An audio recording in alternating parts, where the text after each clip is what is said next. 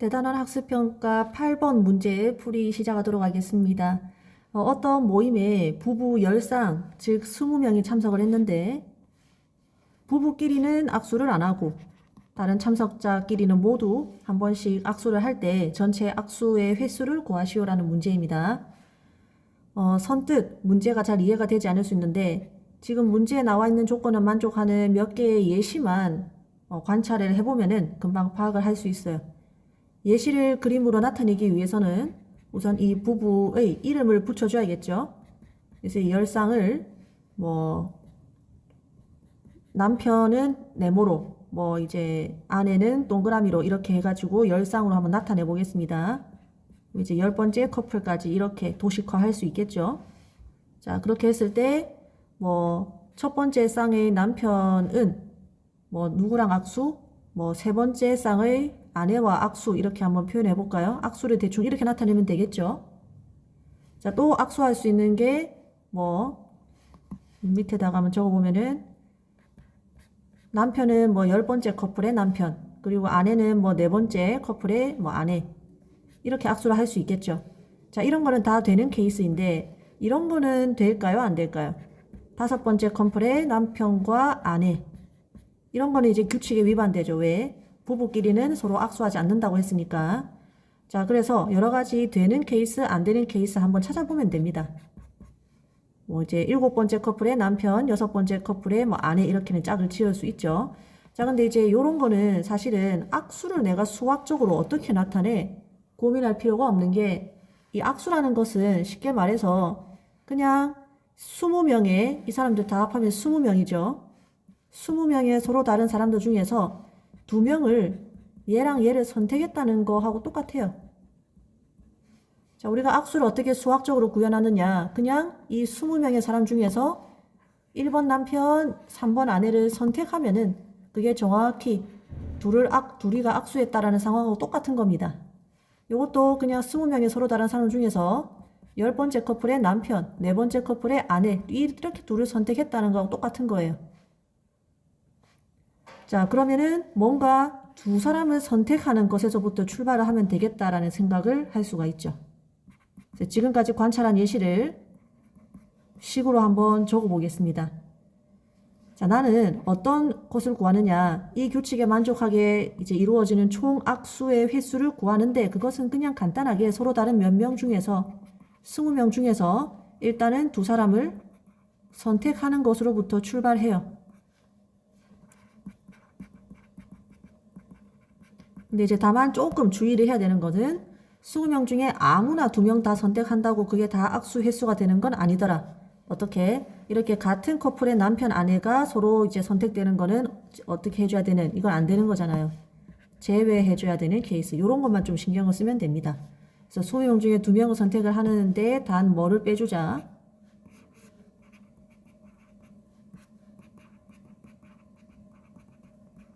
부부 간에 악수하는 횟수를 빼주면은 그게 우리가 곧 구하는 경우의 수와 똑같다는 겁니다. 자, 이걸 바로 구하기가 힘들죠. 그래서 왼쪽과 같이 예시를 충분히 관찰을 해서 일단 20명 중에 2명을 선택하지만 이런 걸 제외해야겠구나 스스로 이제 파악을 해내는 능력이 중요합니다. 이까지 했으면 사실은 다 끝났어요. 거의 다 끝났어요. 왜냐하면 이 다음부터는 그냥 이걸 식으로 옮기기만 하면 되니까. 자, 20명 중에 아무렇게나 2명을 선택만 하는 경우의 수는 10이더라. 그죠? 그 다음에 부부 간 악수할 수 있는 횟수는 총 몇 가지가 돼요? 이건 10가지죠. 첫 번째 커플끼리 악수하는 거, 두 번째 커플끼리 악수하는 거, 마지막에 10번째 부부끼리 악수하는 거 총 10번. 이런 것들은 이 안에는 포함되지만 우리가 문제 상황에서 구하는 게 아니기 때문에 제외해줘야 되는 거죠. 자, 그래서 최종 답은 이게 됩니다. 계산만 하면 20 곱하기 19 나누기 2 곱하기 1 마이너스 10이니까 계산하면은 180 되겠죠.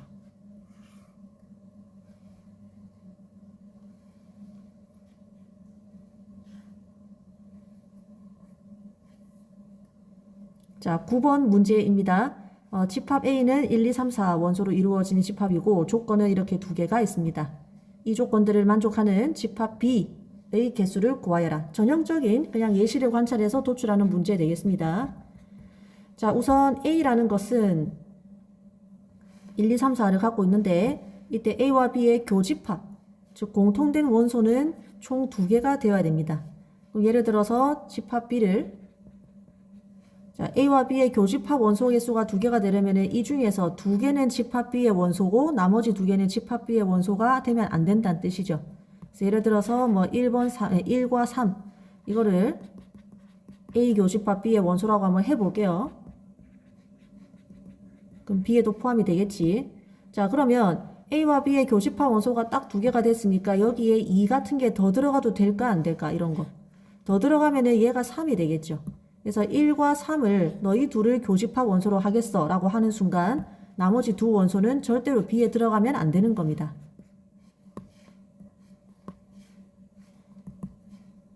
내가 집합 B에 1과 3이 들어간다라고 정한 순간 A의 원소 4개 중에서 나머지 2와 3은 B에 들어가면 안 된다라는 게 지금 한눈 결정이 돼버린 겁니다. 자, 하고 그리고 집합 B는 또 어디에 포함이 되어야 하느냐 하면 1, 2, 3, 4, 5, 6, 7로 이루어진 집합에 또 포함이 돼야 돼요. 그러니까 여기에 뭐가 더 들어갈지는 모르겠으나 얘는 어쨌든 1, 2, 3, 4, 5, 6, 7 안에서 놀아야 됩니다. 그래서 우리는 집합 B에 절대로 들어가면 안 되는 원소는 2개 알았고 나머지 얘네들 빼고 나머지에 대해서만 결정을 하면 되는데 사실 5가 여기에 B에 들어가도 상관이 없죠. 그래도 얘는 얘의 부분집합 맞죠? 또는 5가 B에 안 들어가도 얘는 얘의 부분집합이 맞죠. 그리고 6도 마찬가지로 여기에 들어가도 이거 성립되죠. 또 6이 여기에 안 들어가도 괜찮죠. 7도 마찬가지고. 그런 거를 좀 관찰을 해보면은 답을 찾을 수가 있습니다. 자, 예시를 하나만 더 만들어 보겠습니다. 이번에는 집합 B를 지금 집합 A의 원소가 1, 2, 3, 4 이렇게 있는데 집합 B에 2, 3 이렇게 들어간다고 한번 해볼게요. 그러는 순간 1과 4는 B에 들어가면 된다 안 된다? 안 된다. 하고 1, 2, 3, 4를 제외한 나머지 5, 6, 7에 대해서는 B에 들어가도 되고 안 들어가도 되고 들어가도 되고 안 들어가도 되고 7도 마찬가지로 들어가도 되고 안 들어가도 되고 그런 거 관찰을 했죠. 자, 그러면 이제 문제를 한번 풀어봅시다. 내가 구하는 것은 조건을 만족하는 집합 B의 개수인데 그러기 위해서는 A 원소 즉 1, 2, 3, 4 중에서 B에 속할 몇 개? 2개를 골라야 되고 이런 거 있죠. 집합 B에 들어갈 A 원소 2개를 선택을 해야 되고 딱 그렇게 하는 순간 절대로 B에 들어가면 안 되는 원소 2개도 결정이 되어 버린다 했죠. 그럼 얘네는 우리가 상관할 필요가 없는 거지. 그리고 5가 내가 구하고자 하는 만들고자 하는 집합 B에 들어가는지 안 들어가는지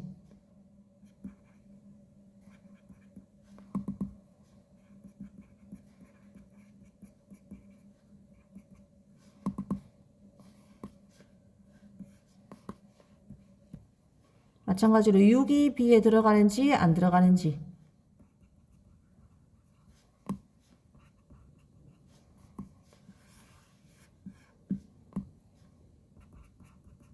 7이 B에 들어가는지 안 들어가는지 이것들을 결정하면 됩니다.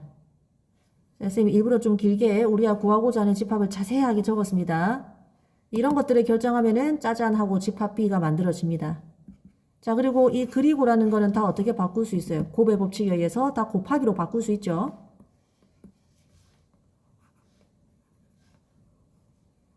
그래서 이 각각의 경우의 수를 다 곱하기로 바꿔주면은 이제 이 각각은 다 우리가 구해가지고 곱하기만 하면 됩니다. 자, 이까지만 이해하면 나머지는 스스로 풀 수 있어요. 그래서 요까지 설명을 이해했으면은 나머지는 가급적이면 영상에 의존하지 말고 스스로 풀어보길 바라고 이제 그래도 영상을 봐야겠다 하면은 지금부터 보면 됩니다. 자, 일단 얘부터 구하러 가봅시다. A 원소 4개 중에서 B에 포함을 시킬 2개 선택하는 경우의 수는 4개 중에 몇 개를 고르는 경우의 수, 2개를 그냥 고르기만 하는 경우의 수니까 4C2 되겠죠. 곱하기, 자, 5가 B에 포함이 될 것인지 안 될 것인지, 이거는 경우가 총 2가지밖에 없죠. 그래서 경우의 수가 2개. 얘도 6이 B에 들어갈 건지 안 들어갈 건지 경우의 수는 2개죠. 그 다음에 7이 B에 들어갈 건지 안 들어갈 건지 2개죠. 그래서 계산을 하면은 4C2 곱하기 8. 계산하면은 4 곱하기 3 나누기 2 곱하기 1 곱하기 8 1이니까 계산하면은 48가지 가능한 경우의 수가 되겠습니다.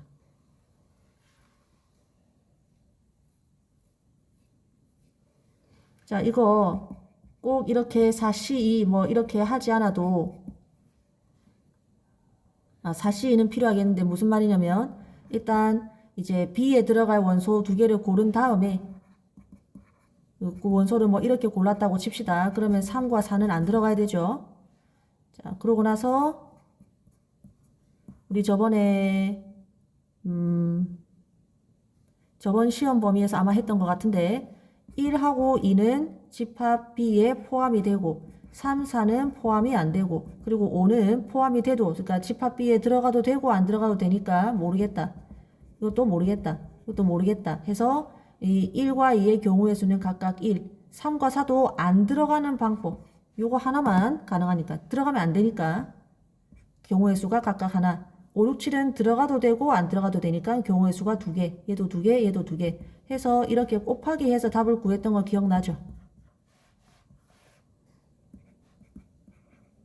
똑같은 방법이지만 저번에 수업 시간에 했던 거하고 비슷하게 풀어도 된다 하는 차원에서 설명을 한 번 더 이렇게 합니다.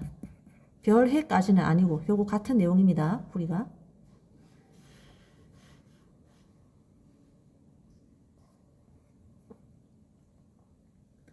자, 이제 10번 문제입니다. 부모를 포함한 가족 6명 중에서 부모를 포함한 4명이 한 줄로 줄 서는 방법의 수를 모두 구하시오. 일단 순열 문제라는 거 이제 짐작을 하고 이건 역시 선생님이 설명을 위해서 좀 이름을 붙이겠습니다. 이 부모를 포함한 6명을 부모는 대문자로 그리고 자녀는 뭐 C, D, E, F 이렇게 소문자로 좀 표현을 하겠습니다. 자, 그랬을 때 이 조건을 만족하는 대로 예시를 몇 개 관찰을 해보도록 하겠습니다. 자, 일단 부모를 포함을 해서 몇 명을, 4명을 골라서 한 줄로 줄 서야 되죠. 그래서 부모는 일단 둘 다 데려오고 그러면은 총 4명을 데리고 와야 되니까 나머지 몇 명만 데리고 오면 되겠다. 2명만 더 데리고 오면 되는데 몇 명 중에서 여기서 들고 와야 되는 거죠. 그래서 선생님은 뭐 C랑 E를 들고 와 보겠습니다. 또는 이 조합으로 들고 왔다 치더라도 순서가 좀 바뀌어도 괜찮죠. 이런 조합들. 그죠? 아니면 이제 부모는 그대로 B, A 그대로 들고 오는데 자녀를 좀 다른 친구들을 데리고 와도 괜찮죠. F, C 이런 식으로. 역시 이 4명을 데리고 왔다 하더라도 줄 세울 때 조금 달라질 수도 있습니다. 순서가. 이런 식으로. 그래서 여러 가지 예시가 있어요. 이 예시에서 공통점을 발견을 하면 됩니다. 자, 일단 첫 번째 예시 보면은 A, B야 항상 데리고 오는 거니까 부모야 그대로 데리고 오는 거니까 신경 쓰지 말고 이제 C, D, E, F 자녀 4명 중에서 누구를 선택했다. C와 E를 선택했다라는 것을 알 수 있죠. 그리고 내가 데리고 온 C, E 그리고 애초에 뽑아놓은 부모 이 합해서 총 4명을 일렬로 나열한 결과다라는 것을 알 수 있죠. 그래서 나머지 예시들도 똑같은 작업을 거쳤다는 것을 발견할 수 있습니다. 자녀 4명 중에서 C1을 데리고 왔고 C2 그 다음에 총 이제 그 4명을 한 줄로 나열한 결과 중에 하나죠. 그래서 우리는 첫 번째 작업 자녀 2명을 고르는 작업 그리고 총 4명을 한 줄로 나열하는 작업 이 2가지만 하면 되겠다라는 것을 알 수가 있습니다. 저거 보면 내가 구하는 것은 모든 방법의 수인데 어떤 방법이냐면 우선 자녀 C, D, E, F 중에서 2명을 선택하고 뭐라고요? 그리고 내가 뽑은 4명을 한 줄로 나열하는. 자, 그러고 나면 이제 그리고는 뭘로 바꿔주고 곱하기로 바꿔주고 여기는 4C2가 되고 여기는 4명을 한 줄로 줄 세우는 방법이니까 4 팩토리얼 되죠. 그래서 계산하면은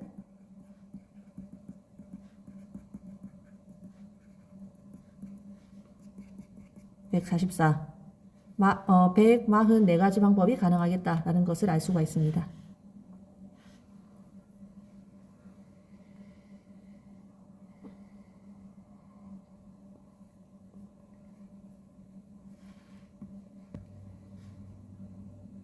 자, 이제 11번 문제입니다. 남학생 4명, 여학생 2명이 한 줄로 줄을 서려고 하는데 남학생은 키가 작은 순서대로 서고 여학생은 뭐 아무데나 설 수 있다. 이제 총 한 줄로 줄 서는 모든 방법의 수를 구해라라고 했는데 일단 사람이 나오면은 서로 다른이라는 말이 없다 하더라도 무조건 서로 다른 4명 그리고 서로 다른 2명이다 했고 수업 시간에 설명했죠. 그리고 서로 다른 몇 개 또는 서로 다른 몇 명 등장하면은 바로 이름을 붙여라 라고 했습니다.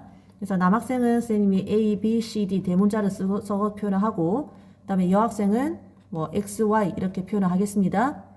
그리고 보니까 남학생은 지금 키가 중요하죠. 그래서 키를 A의 키가 제일 크고 그 다음 B, 그 다음 C, 그 다음 키가 제일 작은 학생을 D라고 좀 정할게요. 자, 그렇게 해서 이 조건을 만족하는 예시를 좀 관찰하겠습니다. 예를 들면은 키가 작은 순서대로 서야 되니까 여기 왼쪽으로 갈수록 남학생의 키는 작아야 되고 오른쪽으로 갈수록 남학생의 키는 커야 되죠. 그래서 뭐 D, C, 뭐 B, A 이렇게 A, B, C, D의 순서는 이렇게 순서는 정해져 있습니다. 다만 이 사이를 여학생이 아무렇게나 설 수 있는 거예요. X 오른쪽에 Y가 와도 괜찮고 얘네들은 순서가 이렇게 막 뒤바뀌어도 괜찮습니다. 마찬가지로 D, C, B, A 이렇게 남학생들이 키 순서대로 썼다. 여기에 X가 오고 여기에 Y가 오고 해도 괜찮고 또는 이제 여기에 Y가 와도 괜찮죠. 자, 뭐 이번에 여학생 위치를 먼저 정해볼까? 여학생 위치를 뭐 Y, X 이렇게 정해보겠습니다. 그럼 나머지는 키가 작은 남학생 순서대로 이렇게 서면 됩니다. 이번에는 여학생들이 뭐 X, Y 한번 서볼까? 그러면은 나머지 네 개를 이제 남학생들이 D, C, B, A 순서대로 서면 됩니다. 이러한 예시들이 있어요. 자, 그래서 이러한 예시들을 바탕으로 내가 무엇을 결정해야 되는가를 정하면 됩니다.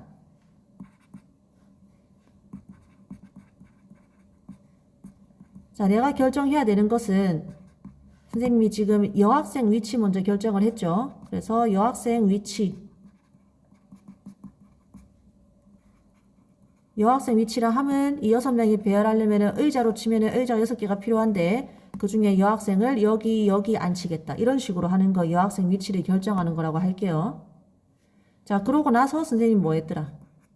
그럼 이제 여기에 여학생을 이렇게 앉혔죠. 그죠? 근데 X와 다음에 Y를 앉힐 수도 있고 그 다음에 Y를 왼쪽에 그 다음에 X를 오른쪽에 앉힐 수도 있더라. 그죠?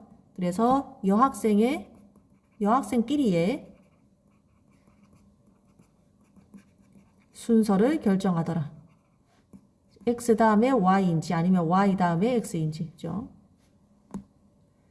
자, 그 다음에 예를 들어서 여기를 X, Y라고 칠게요. 그러면 나머지 4개 자리는 그냥 그대로 뭐 자동 결정이죠. 어떻게 남학생 키 작은 순서대로 이렇게 세워주면 되는 거죠. 그래서 그 뒤에는 사실은 결정을 할 게 없어요. 그 뒤에 결정할 게 없습니다. 자, 그러면은 나머지는 간단하죠. 여학생끼리의 여학생이 앉을 위치를 결정하고 그리고는 뭘로 바꿔주면 되겠다. 곱하기로 바꿔주고 그 다음에 여학생끼리의 순서 결정.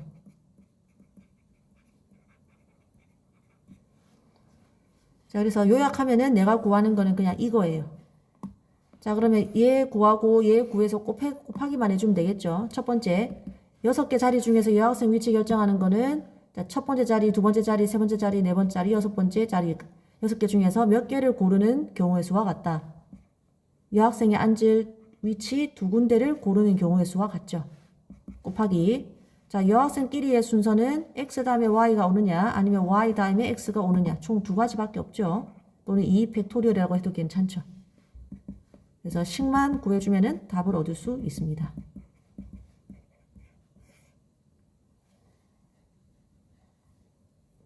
자, 그래서 이까지 해서 11번까지 문제를 풀었고, 나머지 12, 13번은 곧 이제 다음 영상에 올리도록 하겠습니다.